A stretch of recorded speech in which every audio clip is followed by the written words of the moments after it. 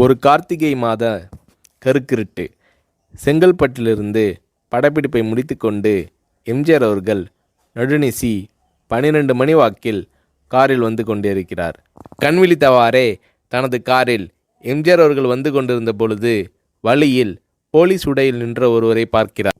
எம்ஜிஆர் அவர்களின் கார் அவரை கடந்து செல்கின்ற போது எம்ஜிஆர் அவர்களின் நெஞ்சில் பொறி தட்டுகிறது. ஆள் நடமாட்டமே இல்லாத இந்த அர்த்த ராத்திரியில் அந்த போலீஸ்காரர் பஸ்ஸுக்காக காத்து நிற்கிறார் என்பதை எம்ஜிஆர் அவர்கள் புரிந்து கொள்கிறார். உடனே தனது டிரைவரிடம் காரை நிறுத்த சொல்கிறார் எம்ஜிஆர். கார் பின்னோக்கி வருகிறது. போலீஸ்காரரின் அருகில் காரை நிறுத்தி கதவை திறந்து ஏறுங்கள், எங்கே போக வேண்டும் என்கிறார் எம்ஜிஆர். பரவாயில்லை, நான் பஸ்ஸிலே வந்து விடுகிறேன் என்கிறார் அந்த போலீஸ்காரர். நேரமாகிவிட்டது, இனி இந்த ரூட்டில் பஸ் கிடையாது, ஏறிக்கொள்ளுங்கள் என்று எம்ஜிஆர் அவர்கள் வலுக்கட்டாயம் செய்ய போலீஸ்காரர் வேண்டா வெறுப்பாக ஏறுகிறார். காரின் உள்ளே லைட் போட்டு சாப்பிட்டீங்களா என்று கேட்டுக்கொண்டே தனது சீட்டுக்கு பின்னால் இருந்த பிஸ்கெட் பழங்களை எடுத்து கொடுக்கிறார் எம்ஜிஆர். இப்படி ஓசியில் பயணம் செய்வதே எனக்கு உடன்பாடில்லை. இன்னும் நீங்கள் உண்ண சொல்லி வேறு என்னை இழிவுபடுத்தாதீர்கள் என்று போலீஸ்காரர் மறுக்கிறார். எம்ஜிஆர் அவர்கள் பூரிக்கிறார். இருப்பவனிலிருந்து இல்லாதவன் வரை படித்து பதவியில் இருக்கும் எத்தனையோ பேர் எனக்கு அது வேண்டும் இது வேண்டும் என்று எம்ஜிஆர் அவர்களிடம் வேண்டியதை பெற்று செல்கிறார்கள். ஆனால் சாதாரண பொறுப்பில் இருக்கும் இந்த போலீஸ்காரரின் நேர்மை எம்ஜிஆர் அவர்களை மெய்சிலிர்க்க வைத்துவிட்டது. எம்ஜிஆர் அவர்களின் கார் கத தூரத்தில் வந்து கொண்டிருந்தாலும் காரின் நிறத்தையும் ஒளியையும் மனம் கமலும் ஓடிக்கான் வாசனையையும் வைத்து இது எம்ஜிஆர் அவர்களின் கார் என்றும் கார் சென்ற தடத்தை தொட்டு வணங்குகின்ற அளவுக்கு புகழுடன் திகழ்ந்த நேரம் அது. அரை மணி நேரம் கார் சென்று கொண்டிருக்கிறது. ஆனால் அதுவரை எம்ஜிஆர் அவர்களை பற்றி பெரிதாக போற்றி புகழ்ந்து பேசாமல் அந்த போலீஸ்காரர் வந்ததே புரட்சித் தலைவர் எம்ஜிஆர் அவர்களுக்கு அந்த போலீஸ்காரர் மீது மரியாதையை கூடுதலாக்கியது. நான் தான் எம்ஜிஆர் என்கிறார் எம்ஜிஆர். கேள்விப்பட்டிருக்கிறேன் என்கிறார் அந்த போலீஸ்காரர். பொன்மனச்செம்மல் எம்ஜிஆர் அவர்களின் முகத்தில் கோபம் இல்லை, பதிலுக்கு பொன்முறுவல் மலர்கிறது. என் படங்களை பார்த்து இருக்கிறீர்களா என்று கேட்கிறார் எம்ஜிஆர். நான் சினிமாவே பார்ப்பதில்லை என்கிறார் அந்த போலீஸ்காரர். புரட்சித் தலைவர் எம்ஜிஆர் அவர்கள் இன்னும் பிரமிக்கிறார்.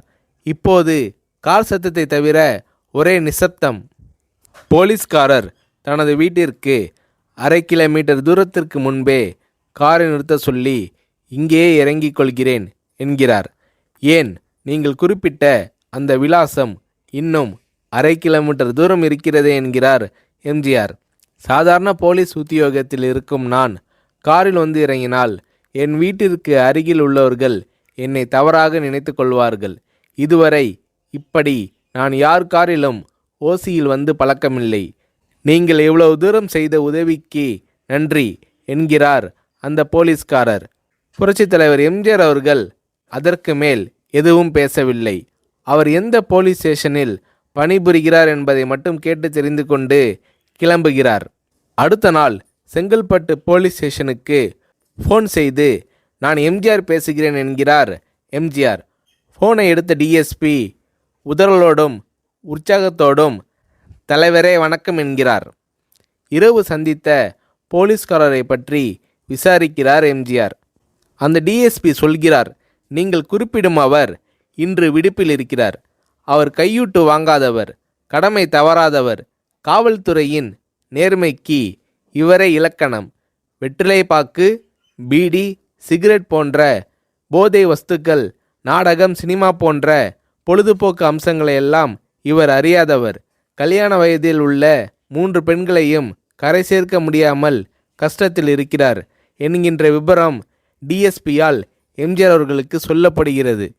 அவரை நாளை என் தோட்டத்திற்கு வர சொல்லுங்கள் என்கிறார் எம்ஜிஆர். கேட்டுக்கொண்ட டிஎஸ்பி உங்களோடு ஃபோனில் ஆளுக்கு ஒரு வார்த்தை பேச இன்ஸ்பெக்டர், சப் இன்ஸ்பெக்டர் உட்பட எல்லோரும் ஆசைப்படுகிறார்கள். ஃபோனை அவர்களிடம் கொடுக்கலாமா என்கிறார். எம்ஜிஆர் அவர்கள் கொடுங்கள் என்கிறார். பேசுகிறார். அந்த போலீஸ் ஸ்டேஷனே புண்ணியம் பெற்றதாக மகிழ்ச்சி அடைகிறார்கள் அந்த போலீஸ்காரர்கள். மறுநாள் அந்த போலீஸ்காரர் ராமவரம் தோட்டத்திற்கு அழைத்து வரப்படுகிறார். அவரிடம் பேப்பரில் மடித்த பெரிய பணக்கட்டை கொடுத்து, இதை வைத்து உங்கள் பெண்களின் கல்யாணத்தை நடத்துங்கள் என்கிறார் எம்ஜிஆர். போலீஸ்காரர் மறுக்கிறார். நான் ஏதாவது உங்களிடம் காரியமாற்ற சொல்லி அதற்காக கொடுத்தால் அது தவறு. என்னால் ஆக வேண்டியது உங்களுக்கும், உங்களால் ஆக வேண்டியது எனக்கும் எதுவும் இல்லை. நான் உங்கள் கூட பிறந்த ஒரு சகோதரனாக நினைத்து கொடுக்கிறேன், பெற்றுக்கொள்ளுங்கள் என்று சொன்ன பிறகு கேட்டும் கூட கிள்ளி கொடுக்காத கனவான்கள் வாழும் இந்த உலகில் ரோட்டில் நின்றவனை அழைத்து சென்று அள்ளி கொடுத்த எம்ஜிஆர் அவர்களின் கருணையில் நெகிழ்ந்து போய் பெற்றுக்கொள்கிறார் அந்த போலீஸ்காரர். பிறகு ஒரு தேதியில் புரட்சித் தலைவர் எம்ஜிஆர் அவர்களே சென்று அந்த போலீஸ்காரரின் 3 பெண்களின் திருமணத்தையும் நடத்தி வைத்து வாழ்த்தி இருக்கிறார்.